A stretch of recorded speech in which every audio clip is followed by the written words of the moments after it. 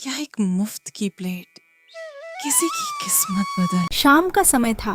सड़क पर लोग आ जा रहे थे, लेकिन रोहन के छोटे चाउमीन ठेले पर कोई नहीं था। रोहन बार बार खाली कढ़ाई देख रहा था। तभी एक छोटा लड़का आया। उसके कपड़े पुराने थे। उसने बोर्ड पढ़ा, फिर धीरे से पूछा, भैया आधी प्लेट मिलेगी? रोहन मुस्कुराया, लेकिन लड़के ने अगला सवाल पूछा। अगर मेरे पास पैसे ही नहीं हों तब? रोहन कुछ सेकंड चुप रह गया। आज मेरी तरफ से। लड़का हैरान हो गया। रोहन ने गरम चाउमीन बनाई। लड़का बहुत धीरे धीरे खाने लगा, ऐसे जैसे बहुत दिनों बाद खाना मिला हो। खाना खत्म करके उसने जेब से एक मुड़ी हुई पर्ची निकाली। उस पर लिखा था, कल यही समय, ठेला जल्दी मत बंद करना। रोहन कुछ पूछता उससे पहले लड़का चला गया। अगले दिन रोहन जल्दी तैयार हो गया।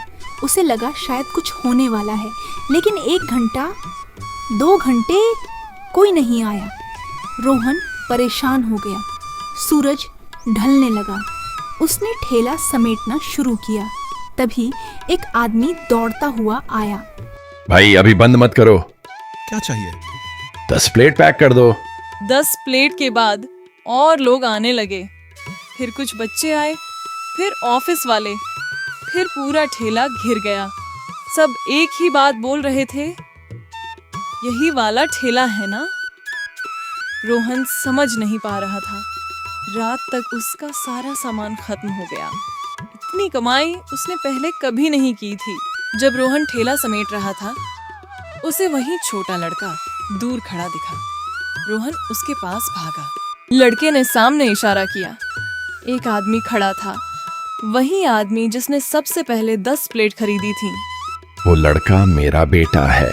वो आदमी पास आया। उसने रोहन को एक लिफाफा दिया। उसमें 500 रुपये और एक कार्ड था। कार्ड पर लिखा था, दयालु लोगों की खोज अभियान। रोहन समझ नहीं पाया। आदमी मुस्कुराया। मैं बच्चों को सिखाता हूँ कि कौन लोग बिना फायदा सोचे मदद करते हैं। तो उसके पास पैसे थे? हाँ। रोहन थोड़ा चुप हो गया। आदमी फिर बोला, लेकिन तुम्हारे पास कम होने के बाद भी तुमने बांटा। रोहन की आंखें भर गईं। रोहन घर पहुंचा। उसने माँ को पैसे दिए। माँ ने पूछा, इतने पैसे?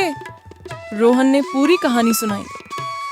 माँ कुछ देर चुप रही, फिर रोहन के सिर पर हाथ रखा। माँ मुस्कुराई।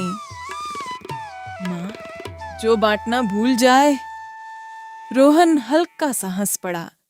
कुछ दिनों बाद रोहन ने अपने ठेले पर एक नया बोर्ड लगाया, अगर सच में भूख लगी है तो पहले खाना, बाद में पैसे। लोग आने लगे, लेकिन अब लोग सिर्फ चाउमीन खाने नहीं आते थे, वो रोहन से मिलने भी आते थे। एक दिन उसे फिर वही पर्ची मिली। उस पर लिखा था, अच्छाई जारी रखो। रोहन मुस्कुराया। उसने पर्ची जेब में रख ली और कढ़ाई फिर से चढ़ा दी। समाप्त सीख। जिस दिन हम कम होने के बाद भी बांटना सीख जाते हैं, उसी दिन हम सच में अमीर बन जाते हैं।